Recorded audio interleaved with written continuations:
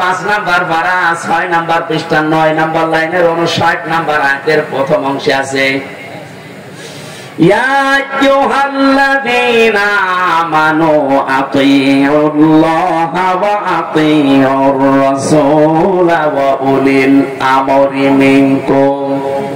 আল্লাহ ঈমানদারকে ডাক দিয়েছেন, ঈমানের দাবি করো তে পূরণ করবা না। তোমাদের দাবি হচ্ছে তোমরা আল্লাহর ইতাআত করো, রাসূলের আনুগত্য করো, আর উলিল আমর তোমাদের ভেতরে যারা নেতৃত্ব দেয় এদের মেনে চলো। কুষ্টিয়াবাসী বাংলাদেশের 64 জেলার ভেতরে এই কুষ্টিয়াকে আমি বেশি ভালোবাসি, কারণ এই জেলাটা আমার। আমি চাই আপনারা বাঁচেন, বেঁচে থাকেন, যেন জাহান্নামী হয়ে না যান। এই যে আতিউ, এটা কিন্তু ভার্ব, এটা ফেল, এটা ক্রিয়া। এই শব্দটা আল্লাহ নিজের নামে রাসূলের নামে দিয়েছেন, উলিল আমরের আগে দেননি। কি কথা বলেন না কেন? আমি যতগুলো তাফসীর পড়েছি সব মুফাসসির আয়াতের ব্যাপারে ব্যাখ্যা এটাই লিখেছেন, আল্লাহ রাসূলকে মানা লাগবে, কোনো প্রশ্ন করা যাবে না। কিন্তু আল্লাহ রাসূলের পরে যদি কিয়ামত পর্যন্ত আপনি কাউকে মানতে চান, নেতা হিসাবে নেতৃত্ব দেবে, তাকে যদি মেনে চলতে চান, মাস্ট বি দেখাই লাগবে এই লোকটা আল্লাহ রাসূলকে মেনে চলে কিনা। আরে এই আয়াতটা বাংলাদেশে আজ কায়েম হয়ে গেলে তো ইসলাম চলে আসে। এক কথা বলেন না কেন? আল্লাহ রাসূলকে যে লোক মেনে চলে না, আমার বাবা হলে ওরে আমি মানি না, এই কথা মানবেন তারা? দেখে লিল্লাহি তাকবীর।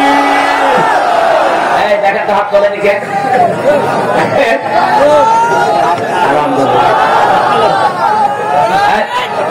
ঠিক আছে, হাত নামান। আর ওয়াজ তো হয়ে গেছে, এবার মুনাজাত করে দিই।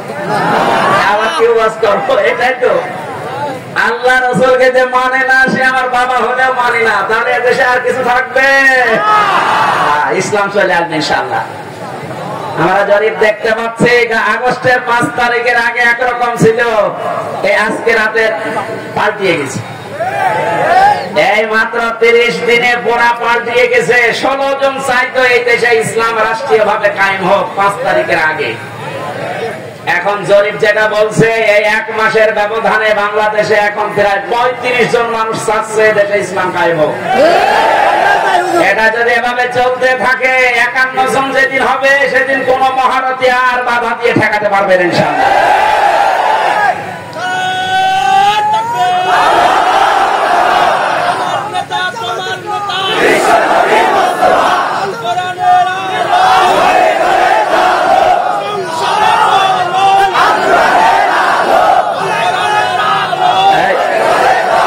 কথা বলতে দেন।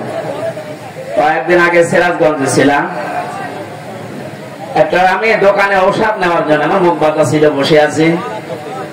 একটা লোককে বলছে, ভাই যে আমির হামজা আসতেছে, ওয়াজ শুনতে যাবেন না? মনে জবাব দিয়েছে, ওয়াজ কি শুনতে যাবো, গেলে তো রাজনীতি হবে। চিন্তা করে তো ওর মন মানসিকতা কোন দিকে।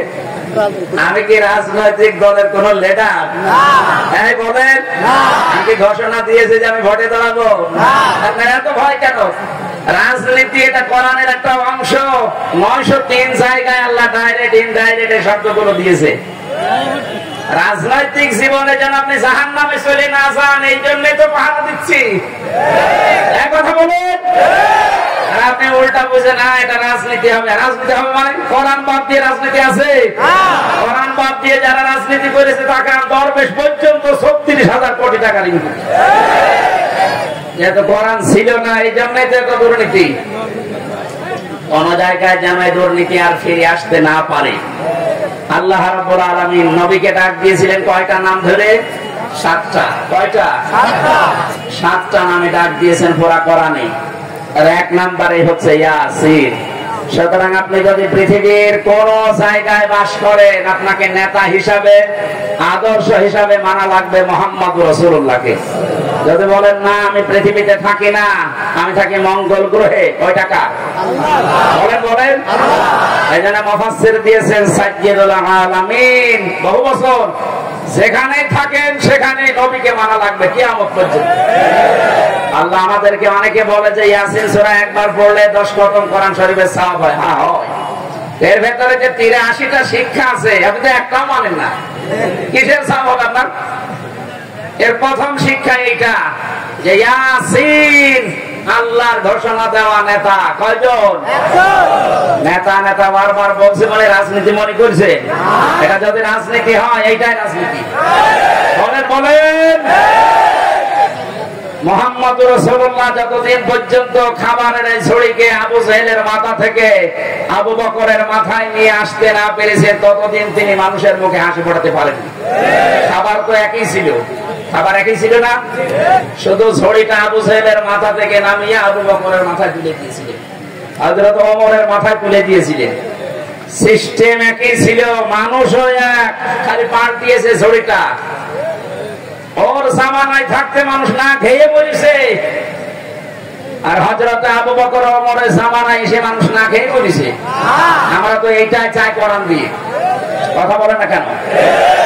আল্লাহ ঘৃণিত করে দেন যে মানুষগুলো সীমা ছাড়িয়ে যায়, তাদের বসবাসের জায়গা পর্যন্ত আল্লাহর কাছে ঘৃণিত। এটার বাস্তব প্রমাণ হচ্ছে আবু জাহেলের বাড়ি। কাবা শরীফ তাওয়াফ করার পরে আমি যখন উপরে গেলাম তখন আমার পেটে ব্যথা করছে। পুলিশকে ডাক দিয়ে বললাম, ভাই এতক্ষণ তো ভালো ছিলাম, এখন পেটে ব্যথা করছে মানে? পুলিশ তার আমার ভাষা বুঝে নাই। আমার বলছে ইয়া হাজি আল হুজ্জাত আয়না বিলাদ দোকান। ও হাজি, দেশ কোথায়? জি তুমি বাংলাদেশ। বাংলাদেশ থেকে এসেছি। ওর ভাষা দিয়ে আমারে বোঝাচ্ছে, ভাই হাজি সাহেব আপনি জানেন না এটা কোন জায়গা? না তো। আবু জাহেলের বাড়ি। আপনি এখনো পায়খানা না করে দাঁড়িয়ে আছেন, তাড়াতাড়ি করেন। সত্যি কথা বলছে, পায়খানা করে দেখি পেটের যে ব্যথা ছিল সব ভালো হয়ে গেছে। আল্লাহ আমাকে জানাতে চেয়েছে, হামজা 4.5 লাখ টাকা খরচ করে আসলে ওই সময় 16 সালে, এখনো পায়খানা না করে দাঁড়িয়ে আছো, তাড়াতাড়ি করো। ওর বাড়ি পর্যন্ত আল্লাহ এত ঘৃণিত এত নিন্দিত বানিয়েছে। জায়গাটা কিন্তু দামি জায়গা, কাবার পাশে। এমনকি নবীজির বাড়ি ওর বাড়ি থেকে কাবার থেকে আরো দূরে ছিল, কারণ কাবার পাশে আবু জাহেলের বাড়ি, এরপরে নবীর বাড়ি। কাবার পাশে যতগুলো জমি জায়গার দাম বেশি না কম? বলেন। শুধু জালেমের বসবাস হওয়ার কারণে আল্লাহ আন্তর্জাতিক টয়লেট বানিয়ে দিয়েছে। তাম দুনিয়ার মানুষ এই কাজ করে। কি আমি এতক্ষণ কি বলছি? এদেশে যারা জুলুম করেছে তার জায়গা জমি বাড়ি ঘর যত দামি হোক, এটা আল্লাহর কাছে এখন ঘৃণিত। কারণ দেখবেন মুজদালিফা থেকে যখন মানুষ যায়, একটা জায়গা আছে খুব তাড়াতাড়ি হাঁটে, কারণ এটা গজবের জায়গা। জালেমদের জায়গাগুলো এত বেশি ঘৃণিত, নিন্দিত, এত বেশি অপমানকর হয়ে যায় আল্লাহর কাছে, আল্লাহ ওইটাকে পর্যন্ত আর পছন্দ করে না, ওখানে জালেম থাকতো তাই। সুতরাং বাংলার কুষ্টিয়া জেলা সহ যত জায়গায় জালেমের বসবাস ছিল, আহ্বান জানাচ্ছি যারা দায়িত্বে আছেন এই জায়গাগুলো ইন্টারন্যাশনাল পায়খানা বানিয়ে দেন। একটু বেশি করে ফেললাম, বেশি হয়নি, কম হয়েছে। কারণ এই জায়গা থেকেই তো ইসলাম মানবতা ধ্বংস করার জন্য ওখানে বসে বসে দুর্বিসন্ধি করতো।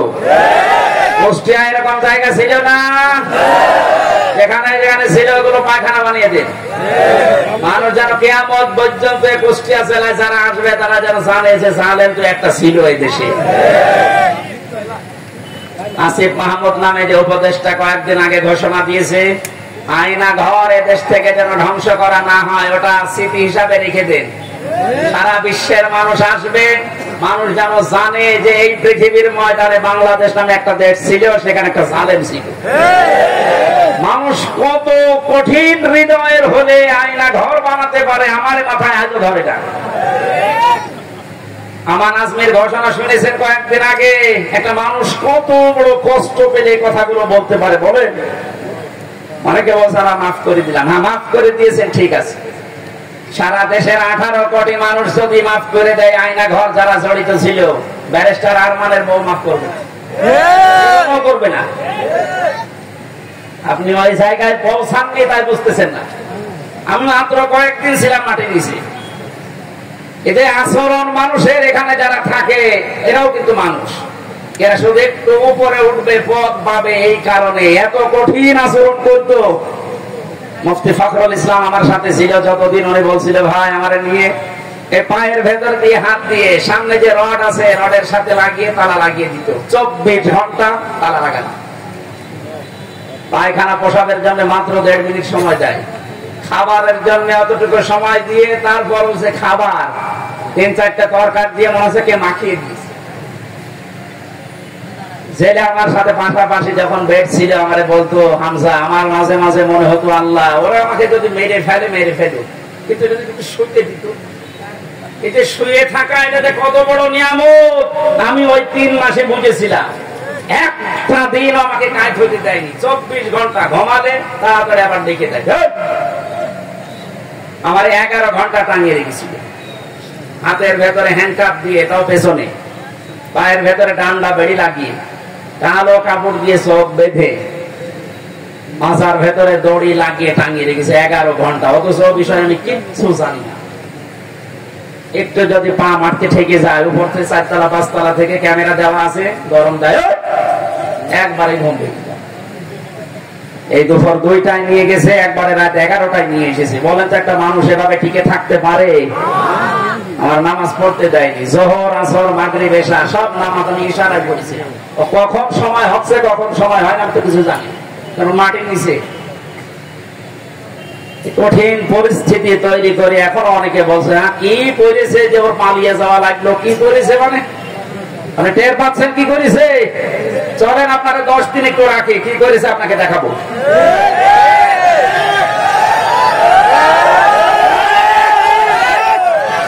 এই জন্য তো জালেমের বিরুদ্ধে হামজার মামলা না, মামলা কার বলেন? সুতরাং এই দেশের জালেমেরা এরা কিন্তু টার্গেট হামজার না, টার্গেট আল্লাহর। এই জন্য তো এত ভয়। যেদিন আমার রায় দিয়ে পুরা মামলা ঢিসমিস করে দিয়েছে, ওই দিন আমার মামলা রায়কে কল দিয়েছিলাম। এতদিন ওরে আমি স্যার বলতাম, এখন দেখি উল্টা করে আমার স্যার বলছে। কি হয়েছে? হুজুর মাফ করে দেন। মাফ করে দেন মানে আমার ধরার পর আমার বাবার কাছ থেকে বলেছিলেন যে আর মামলা দেবো না, 50 লাখ 10 লাখ টাকা দেন। আমার বাবা তো গ্রাম্য মানুষ, সঙ্গে সঙ্গে 8 লাখ টাকা দিয়েছে। ওই টাকাটা ফেরত দেন। আপনি মাফ চাচ্ছেন, টাকাটা আগে ফেরত দিয়ে যান, তারপরে মাফ হবে। এই কাউন্টার টেররিজমের যে কয়টা দায়িত্বশীল ছিল এগুলো মানুষের মধ্যে পড়ে না, এগুলো জানোয়ারের চাইতে খারাপ। আমি নাম ধরেই বলছি, এই মনিরুল, এই আসাদুজ্জামান, ডিসি মান্নান, আর অন্ত 3 ইঞ্চি ওর নাম মুখে উচ্চারণ করা ঠিক না। এই শয়তান এত উপরে উপরে দেখা তো রিমান্ডে এসে মনে হতো তো ফেরেশতা, অথচ ভেতরে ভেতরে যে আলেমদের এত বড় ক্ষতি করেছে। ওইটা ছোট হুজুর, সেটা আদানি, ও আমার সাথে প্রথমে 2 মাস ছিল। আমার বলছে হামজা ভাই আমার নিয়ে গেল রাত 12:30টার দিকে হাতে ছিলে, পোড়া উলঙ্গ করেছে আমার হাতে সিগারেট ধরিয়ে দিয়েছে, আর 2 পাশে ব্যারিকেড দিয়ে যেন কোনো গাড়ি আসতে না পারে। একটা অর্ধ উলঙ্গ মেয়ে লোক কোথা থেকে নিয়ে এসে আমার পাশে দাঁড় করিয়েছে, ছবি তুলতেছে যে এটা সকালে ছেড়ে দেবো, মানুষ বুঝবে দেশে যে হুজুর কত খারাপ। ও ছোট মানুষ, তো বয়স আমার সেম, আমার 32-33। ওই সময় হাও মাও করে কাঁদছিল ওই ফাঁসির কন্টেন্ট ছেলের ভেতরে। আমার বলছে হামজার আমি তো একেবারে অসহায়, যে কেউ নেই। বললাম এক এসআই কে ডেকে, ভাই আপনারা তা করছেন এটা কি হারুন স্যার জানে? জানে না মানে উনি তো করছে। মজলুম অবস্থার দোয়া কবুল হয় আমার বিশ্বাস আছে। মন থেকে বড় দোয়া করলাম, আমার যা যা ওরা দেখেছে, আল্লাহ আমার সাথে যারা জড়িত এদেরকে তুমি ওইভাবে অপমান করো। আল্লাহ করায়নি। হারুনের রাস্তায় বের হওয়ার সম্ভাবনা আছে। ওর নাম এখন মানুষ হারুন ভুলে গেছে, ওর নাম এখন 3 ইঞ্চি। মহিলাকে পর্যন্ত জিকির করছে 3 ইঞ্চি। কত অপমান করবে আল্লাহ বলে। সেদিন কুষ্টিয়ার জেলা আমির অধ্যাপক আবুল হাশেম সাহেব একটা আয়াতের ব্যাখ্যা করছিলেন আলেমদের সমাবেশে। অনেক জালেমরা মনে করেছিল চেয়ারে ছিলাম এমন হয় আল্লাহ আমাদের ভালোবেসে নিয়েছে। আমার কুষ্টিয়ার সদর থানায় যেদিন 11 সালে প্রথম গ্রেফতার করে, আমি সুদের বিরুদ্ধে বলেছিলাম, এই আমার অপরাধ ছিল। আমার শিবির করে, শিবিরের ক্যাডার রক কেটে বেড়ায় আন্দাজে এগুলো নিয়ে যখন নিয়ে গেল, আমারে বলছে ওসি সাহেব, ওই সময় আসাদুজ্জামান নামে এক ওসি ছিল, গোপালগঞ্জে বাড়ি। আমারে বলছে হুজুর কুলিল্লাহুম্মা মালিকাল মুলকি তুতিল মুলকা মান তাশা, এই আয়াতের অর্থ বলেন তো। বললাম আল্লাহ যারে চায় তারে ক্ষমতা দেয়, যারে চায় নামিয়ে দেয়। আমারে বলছে এটা আপনি মানেন তো? মানে না মানে? হাসিনা যে এখন আছে এটা আল্লাহ জায়গা মতো শয়তান যাতে মাতাল হলো তার ঠিক আছে, কোন দিকে নিয়ে গেছে দেখিছে। কথা শেষ করার পরে আমি যেটা এখান থেকে বের করতে পারি, ওনারা বোঝাতে চায় যে আল্লাহ আমাদেরকে দয়া করে, মায়া করে, মহব্বত করে, ভালোবেসে এই চেয়ারে রেখেছে। আমরা যা করছি এ কোনো অসুবিধা নেই, আল্লাহ আমাদেরকে। কথা বলে না কেন? সূরা আলে ইমরান 4 নাম্বার পারার 12 নাম্বার পৃষ্ঠার 7 নাম্বার লাইনের 178 নাম্বার আয়াতে আছে, ওয়ালা ইয়াহসাবান্নাল্লাযীনা কাফারু আন্নামা নুমলি লাহুম খায়রুল লিআনফুসিহিম ইন্নামা নুমলি লাহুম লিয়াজদাদু ইসমা ওয়ালাহুম আযাবুম মুহিন। আল্লাহ পাক বলেন কাফেরেরা ধারণা করে যে ক্ষমতার চেয়ারে বিত্ত বৈভব, টাকা পয়সা, অর্থ সম্পদ আল্লাহ আমাদেরকে দিয়েছে ভালোবেসে মহব্বত করে। আল্লাহ পাক বলেন না, এগুলো এদেরকে দিয়েছি এদের পাপ যেন পরিপূর্ণ হয়ে যায়। পরিপূর্ণ হয়েছে না হয়নি? হয়েছে বলে আল্লাহ আয়াতের শেষে দিয়েছেন ওয়ালাহুম আযাবুম মুহিন। তাদের আমরা জানি যুগে যুগে নবীদেরকে আল্লাহ যে পাঠিয়েছিলেন যে সমস্ত উদ্দেশ্য নিয়ে, তার ভেতরে এইটাও ছিল, তারা বৈষম্য দূর করার জন্য এসেছিলেন। এইটা থাকার কারণে আজ হাজারো মানুষ আমরা নীরবে জুলুমের শিকার হয়েছিলাম। বাংলাদেশের প্রত্যেকটা দিক এবং বিভাগে আমরা দেখতে পেয়েছি যোগ্যতা থাকার পরেও বৈষম্যের শিকার হয়ে দুর্বিষহ জীবন যাপন করে চলেছিলাম, বিশেষ করে এই 17 বছর। কথা বুঝতেছে? দেওয়ালে যখন একেবারে পিঠ ঠেকে গেছে, তখন আমরা শেষ পর্যন্ত দাঁড়িয়েছি যে না, এই বৈষম্য আর চলতে দেওয়া যাবে না। বিশ্ববিদ্যালয়ে আমরা জানি অনার্স মাস্টার্সকে যারা যে মানুষগুলো ফার্স্ট ক্লাস ফার্স্ট হয় তাদেরকে শিক্ষক হিসাবে রেখে দেওয়া হয়। তো বাস্তবতা এমন জায়গায় পৌঁছিয়েছিল, আপনি ফার্স্ট ক্লাস ফার্স্ট না, তার উপরেও যদি কিছু হয়ে থাকে, আপনার ব্যাকগ্রাউন্ড যেটা আছে, দলীয় পরিচয় যদি না থাকে, আপনি ফেরেশতা আজরাইল জিবরাইল হলেও আপনাকে ওই জায়গায় দেবেন। অথচ যে জায়গায় যে চেয়ারটা, এখানে যদি ওই রকম যোগ্য মানুষ না বসিয়ে, যার রোল নাম্বার 71, কত ছেলে এসে বই খাতা ব্যাগ ম্যাগ সব নিয়ে হেড স্যারকে বলছে, স্যার হয় ছুটি দেন না আমি গেলাম।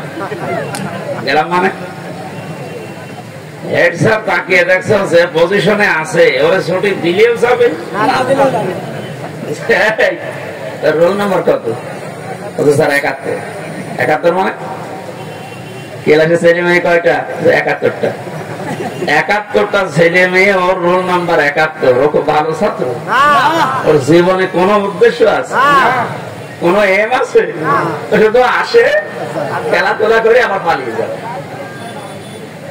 আমরা বাস্তবে যা দেখলাম এই 15 থেকে 17 বছরে, যার রোল নাম্বার 1, এই মানুষগুলোকে তো চেয়ারে বসানোর দরকার ছিল।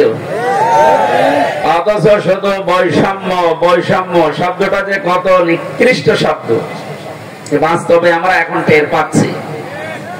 সব জায়গায়, শুধু শিক্ষা ব্যবস্থা না, প্রত্যেকটা দিক এবং বিভাগে এই শুরু হয়ে গিয়েছিল।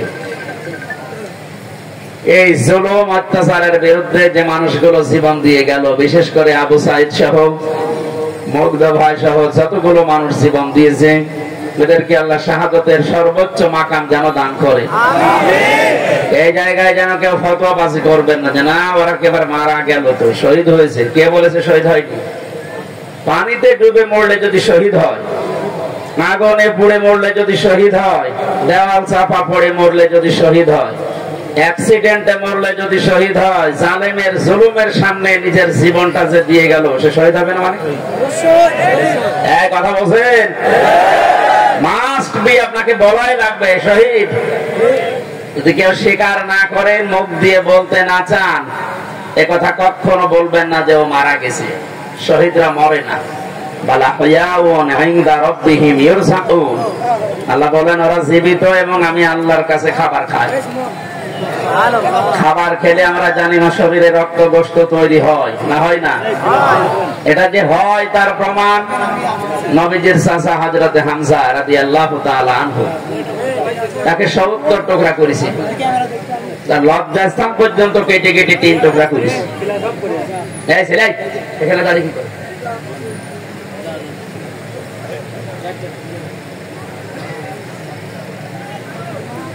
কুষ্টিয়াবাসী হযরতে হামজার এই টুকরা টুকরা অংশগুলো যখন নিয়ে এসে এক জায়গায় করেছিলেন, নবীজি দেখলেন কয়েক টুকরা পাওয়া যাচ্ছে না, যতটুকু পাওয়া যায় লাশটা সাজিয়ে রেখে দিয়েছিল সামনে।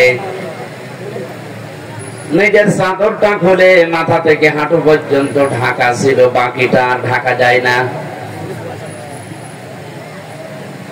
পাহাড়ের লতা পাতা দিয়ে নবীজি নিজে নিজের অংশটুকু ঢেকে দিলেন, কবরে দিলেন, ডাক দিয়ে বললেন, মাবুদ, এ আমার চাচা হামজা, জন্মের আগে আমার বাবাকে আমি হারিয়েছি, জন্মের কিছুদিন পরে আমার মা চলে গেছে, দাদার আন্ডারে ছিলাম, তিনিও চলে গেলেন।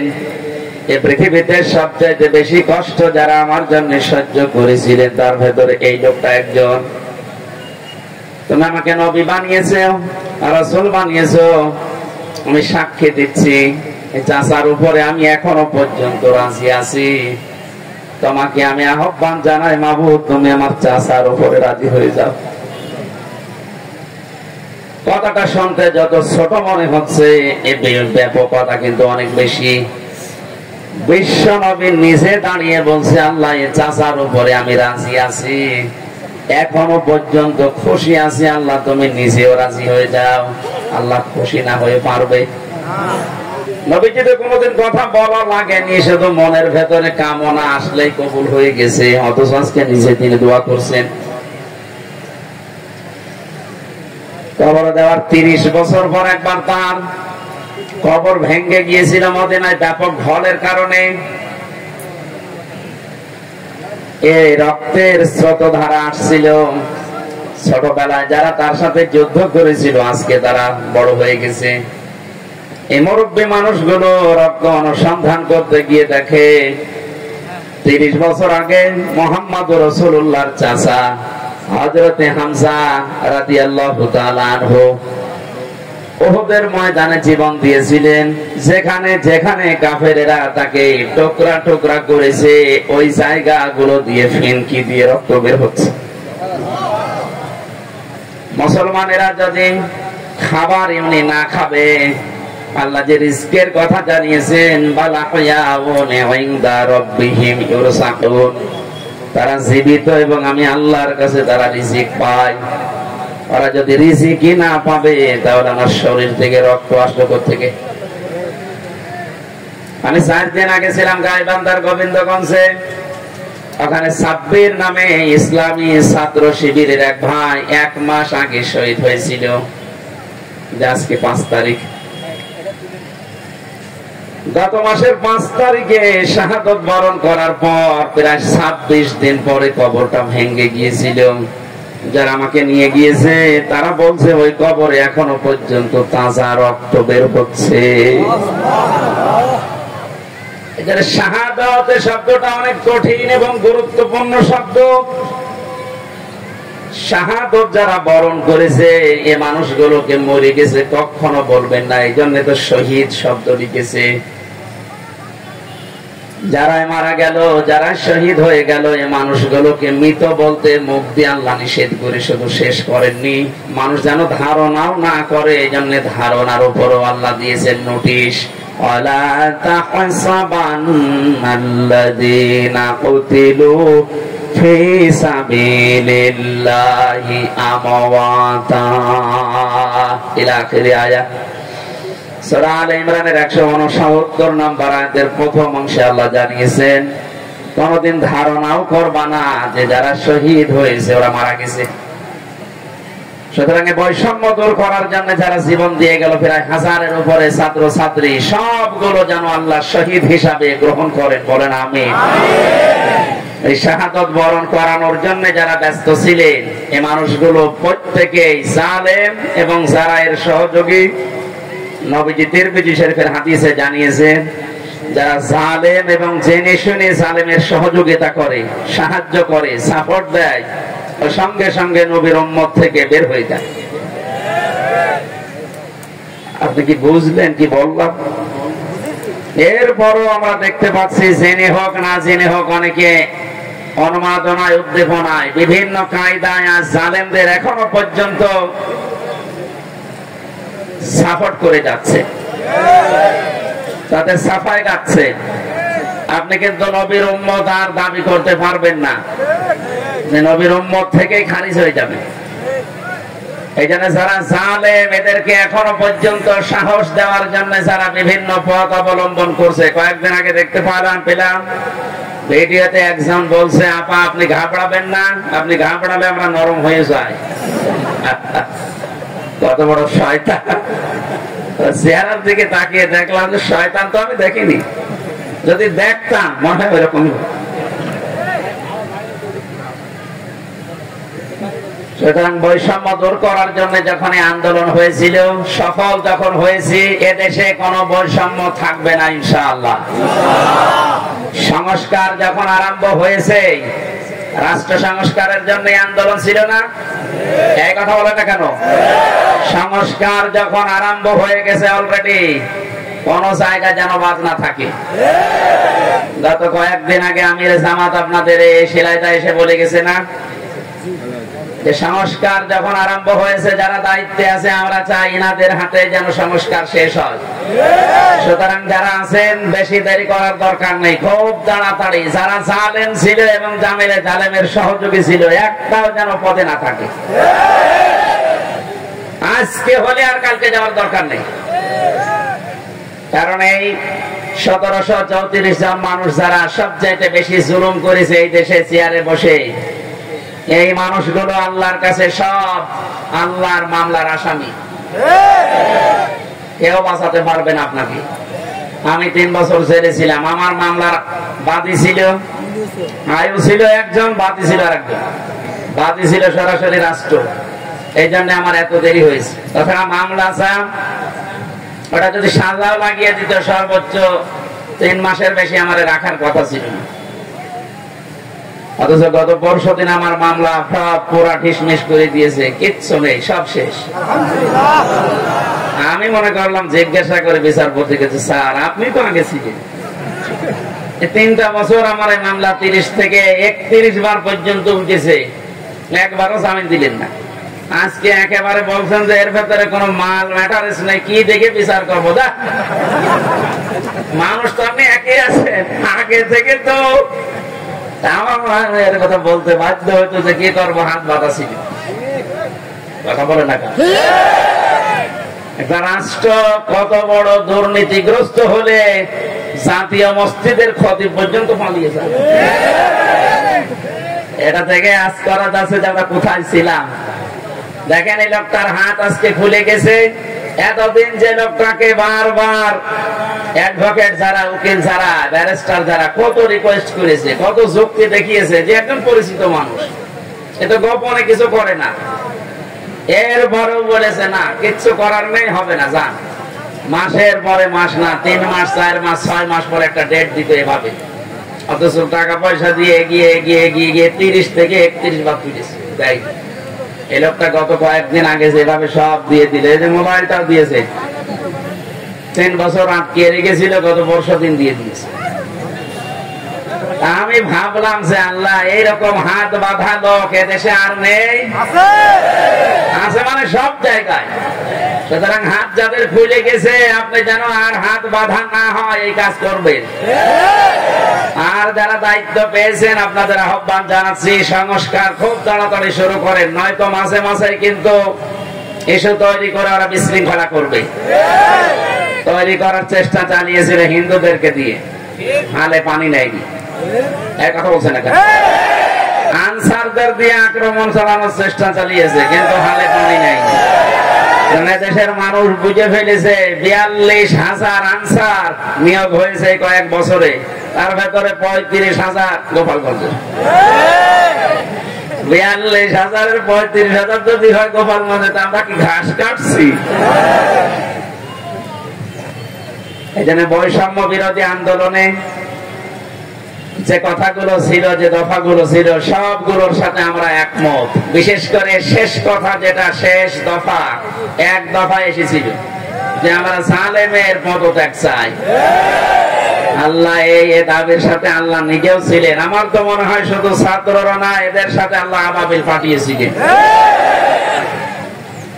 আল্লাহ রাব্বুল আলামিন যেহেতু সবকিছু সংস্কার চলছে খুব তাড়াতাড়ি, যেন এই 1634 জন যারা বসেছিলেন অধিকাংশই পালিয়েছে, বাকি একটাও যেন না থাকে, যারা এতদিন পর্যন্ত বৈষম্যের শিকার হয়েছে, তারা যেন এখন এই চেয়ার গুলোতে বসে।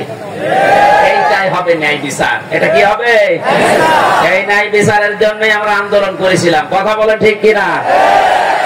সুতরাং শহীদ এবং আহত যারা আছে, এখনো হাজার হাজার মানুষ আহত, তাদের সুস্থতা কামনা করছে, কারণ সুস্থতা দেওয়ার একচ্ছত্র মালিকানা আল্লাহ।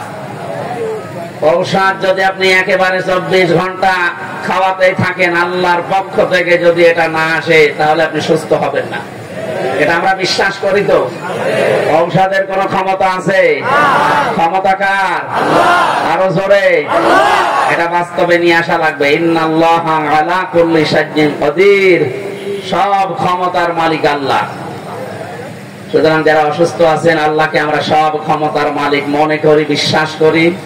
উনি আমাদেরকে, এই অসুস্থ মানুষদেরকে যেন আবার স্বাভাবিক জীবনে ফিরিয়ে দেন। হ্যাঁ, কিছু মানুষের জীবন স্বাভাবিক হবে না, যাদের চোখ উড়ে গেছে, যাদের পা শেষ হয়ে গেছে।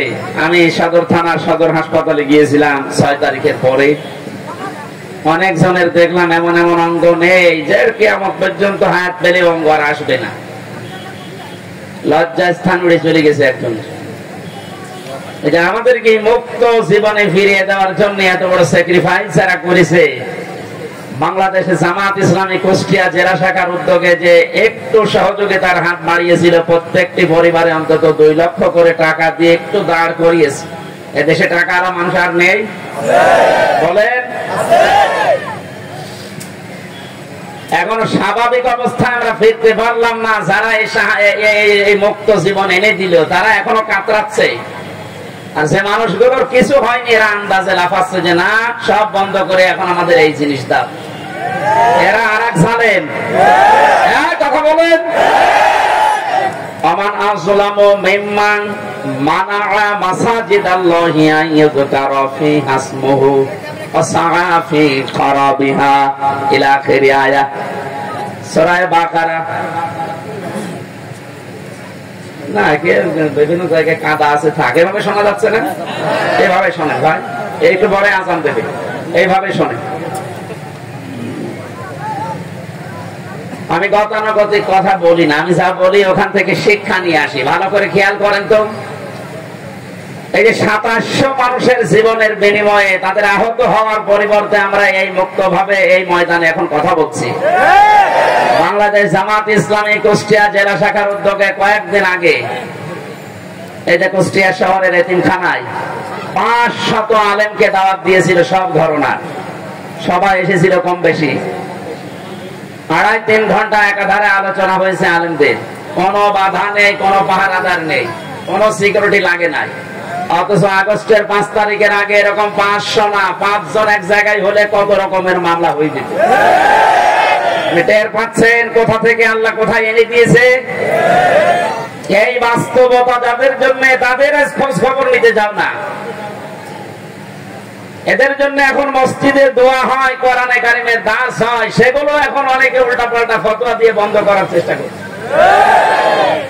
আমাদের জেলায় না শুরু হলেও আশপাশ জেলায় অনেককে বলছে আমান আযলামু মিম্মান মানাআ মাসাজিদাল্লাহ।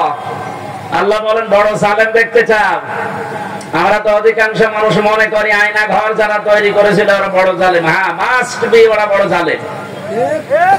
ওদের চাইতে আল্লাহর কাছে বড় জালেম ওইটা যে লোকটা আল্লাহর ঘর মসজিদে তার নাম, তার জিকির, তার আলোচনা করতে বাধা দেয়। এগুলো এখন নতুন ভাবে অনেকে তৈরি করার চেষ্টা করছে। আপনি থামেন। ওকে আল্লাহ কিন্তু বড় জালেম বলে নাই, আপনাকে বড় জালেম বলে ইঙ্গিত দিয়েছে। কোরআনে কারিমের সূরা বাকারা প্রথম নাম্বার পারা 18 নাম্বার পৃষ্ঠা 17 নাম্বার পৃষ্ঠা 3 নাম্বার লাইনে আছে যে আল্লাহর দৃষ্টিতে বড় জালেম ওই লোকটা যে আল্লাহর ঘর মসজিদে আল্লাহর কোরআনের কথা, আল্লাহর নামের কথা, জিকিরের কথা বলতে দেয় না। এটা যাতে রেকর্ড হচ্ছে, কালকে সারা দেশে যাবে। সবাইকে আমি আহ্বান জানাচ্ছি আপনারা থামবেন। এত বড় কঠিন জুলুমের ভেতরে ওই 17 বছরে আল্লাহর ঘর মসজিদে কেউ কোরআনের কথা বাধা দিতে সাহস পায়নি। আপনি সাহস পাচ্ছেন কোত্থেকে? সুতরাং আপনি থামবেন। জালেমরা যেমন মুসলমানদের শত্রু হয়ে বিদায় নিয়েছে, আপনিও শেষ পর্যন্ত শুধু মুসলমানদের না আল্লাহর টার্গেটে পড়বেন। কারণ জালেমরা টার্গেট কার? এটাকে আমি বানালাম? বলেন। কোরআনে কারীম জানিয়েছে ইন্নামাস সাবিলু আলাল্লাযিনা ইয়াযলিমুনান নাস ওয়া ইয়াবগুনা ফিল আরদি বিগাইরিল হক উলাইকা লাহুম আযাবুন আলীম। সূরা শুরার 42 নম্বর আয়াতে আছে, আল্লাহ বলেন অবশ্যই আমি আল্লাহ নিজে বাদী হব, মামলা দেব, কেস করব। এর পাচ্ছেন কত ওজনওয়ালা শব্দ এটা? আল্লাহ নিজে মামলা দায়ের করবে, নিজে কেস করবে তাদের বিরুদ্ধে। ইয়াজলিমুনান নাস, যারা মানুষ হয়ে মানুষের উপরে জুলুম করছে। আল্লাহ পাক ইয়াজলিমুনাল মুসলিমুনা দেয়, নিজে যারা মুসলমানদের উপরে জুলুম করেছে তারা আল্লাহর মামলার আসামি না। ইয়াজলিমুনান নাস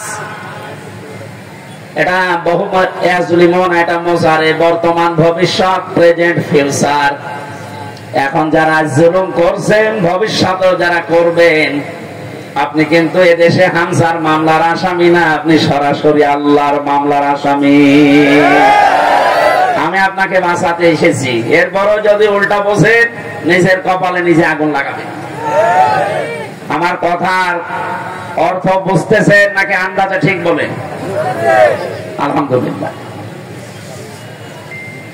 আবার আহ্বান জানাচ্ছি, বৈষম্য বিরোধী ছাত্র আন্দোলনের সংস্কার করার জন্য যারা উদ্যোগ নিয়েছিল, যাদের দায়িত্ব আমরা দিয়েছি, আপনারা খুব তাড়াতাড়ি করেন। কারণ এই জালেমরা যতদিন পর্যন্ত এখানে থাকবে ততদিন পর্যন্ত নতুন ইস্যু তৈরি করার চেষ্টা চালাবে। যারা পৃথিবী শান্ত হয়ে যাওয়ার পর অশান্ত করার জন্য চেষ্টা চালায়, এই মানুষগুলো আয়াতের দ্বিতীয় শব্দে তারা আল্লাহর মামলার আসামি। ওয়ায়াবগুনা ফিল আরদি বিগাইরিল হক, পৃথিবী শান্ত হয়ে যাওয়ার পরে যারা অশান্ত করার জন্য বিদ্রোহ করে বেড়ায়। সংখ্যালঘুর নাম নিয়ে যা শুরু করেছিলেন, আমিরে জামাত অলরেডি ঘোষণা দিয়েছে এদেশে কোন সংখ্যালঘু সংখ্যাগুরু নেই। সুতরাং এই ইস্যু বাদ দেওয়া লাগবে।